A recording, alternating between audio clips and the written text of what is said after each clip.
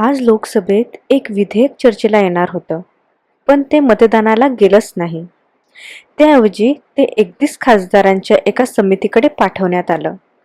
हे विधेयक आहे FCRA म्हणजे परदेशी देणग्यांवरचा कायदा आणि त्यावरून विरोधक आणि सरकार आमनेसामने आले आहेत. नेमकं काय झालं आणि दोन्ही बाजू काय म्हणतात? चला 5 मिनिटात सोप्या भाषेत समजून घेऊया. एक विनंती करते, अशा विषयांवर एका बाजूचा व्हिडिओ बनवणं सोपं असतं, पण मी दोन्ही बाजू इथे मांडणार आहे, कारण अर्धवट माहितीचा काहीच उपयोग नसतो. चॅनल अजून नवा आहे, तुमचं सबस्क्राईब म्हणजे या पद्धतीला मिळालेला पाठिंबा असेल. आधी मूळ गोष्ट समजून घेऊया. समजा एखाद्या संस्थेला परदेशातून पैसा मिळतो. एखादी शाळा असेल, रुग्णालय असेल किंवा समाजकार्य करणारी संस्था असेल. आता तो पैसा कुठून आला आणि कुठे खर्च झाला यावर सरकारला लक्ष ठेवायचं असतं. त्यासाठीच FCRA हा कायदा आहे. पूर्ण नाव फॉरेन कंट्रीब्युशन रेग्युलेशन ॲक्ट. मराठीत सांगायचं तर परदेशी देणगी नियमन कायदा. सध्याचा कायदा 2010चा आहे आणि त्यात यापूर्वी 2016, 2018 आणि 2020 मध्ये बदल झालेले आहे. आणि एक आकडा लक्षात ठेवा, भारतात 30 लाखांहून जास्त NGO आहेत, पण FCRA ची नोंदणी फक्त सुमारे 14,500 संस्थांकडे आहे. म्हणजे हा कायदा सगळ्या NGOला लागू होत नाही. 12 ऑगस्ट 2026 मान्सून अधिवेशन सुरू आहे. सरकारनं FCRA दुरुस्ती विधेयक 2026 आणलं होतं, पण त्यावर मतदान न घेता ते एका समितीकडे पाठवण्याचा प्रस्ताव मांडला गेला. आणि इथे एक गोष्ट स्पष्ट करते, कारण अनेक ठिकाणी ती चुकीची सांगितली जाते. हा प्रस्ताव अमित शहा यांनी मांडला नाही, तो मांडला राज्यमंत्री नित्यानंद राय यांनी, शहा यांच्या वतीनं. अमित शहा त्यावेळी सभागृहात हजर नव्हते आणि विरोधी खासदार त्यांच्या उपस्थितीची मागणी करत घोषणा देत होते. गदारोळातच हा प्रस्ताव आवाजी मतदानानं मंजूर झाला. आता हा शब्द समजून घेऊया. JPC म्हणजे जॉईंट पार्लमेंटरी कमिटी, मराठीत संयुक्त संसदीय समिती. एक सोपं उदाहरण घेऊ. एखाद्या विषयावर घरात मतभेद झाले तर आपण म्हणतो, थांबा, 4 जाणते लोक बसून यावर विचार करू दे. संसदेतही तसंच होतं. एखाद्या विधेयकावर मतभेद फार वाढले तर ते दोन्ही सभागृहाच्या खासदारांच्या समितीकडे पाठवलं जातं. या समितीत असतील 31 सदस्य, त्यातले 21 लोकसभेतून आणि 10 राज्यसभेतून. लोकसभेचे सदस्य नेमतील सभापती ओम बिर्ला आणि राज्यसभेचे सदस्य नेमतील सभापती CP राधाकृष्णन. ही समिती तदर्थ असते, म्हणजे फक्त या एका कामापुरती. काम संपलं की समिती संपते. आणि अहवाल कधी द्यायचा? 2026च्या हिवाळी अधिवेशनाच्या पहिल्या आठवड्याच्या शेवटच्या दिवसापर्यंत.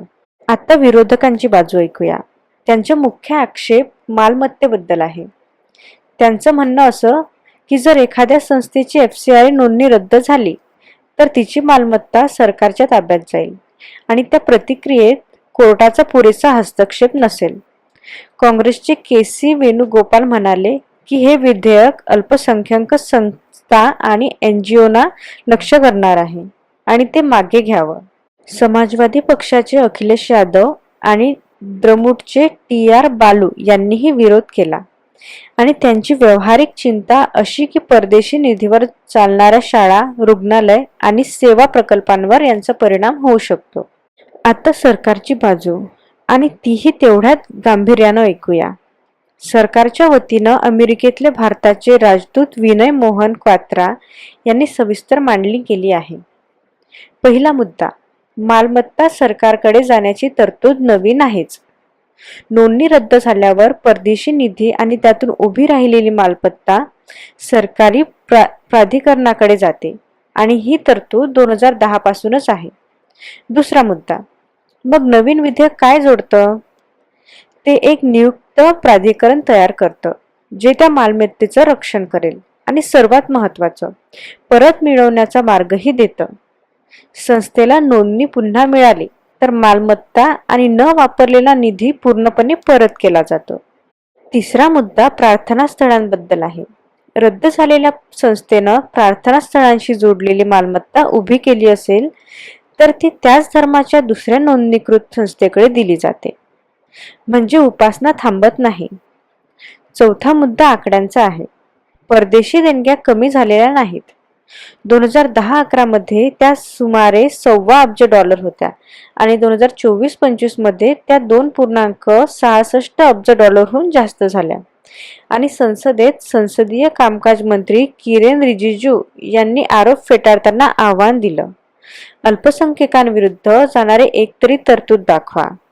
आता यातला सर्वात महत्त्वाचा धडा, आपल्या संसदीय व्यवस्थेत एक चांगली सोय आहे. जेव्हा एखाद्या विरोधकावर मतभेद फार वाढतात तेव्हा ते थांबवून सविस्तर तपासता येतं. जेपीसी ही तीच सोय आहे.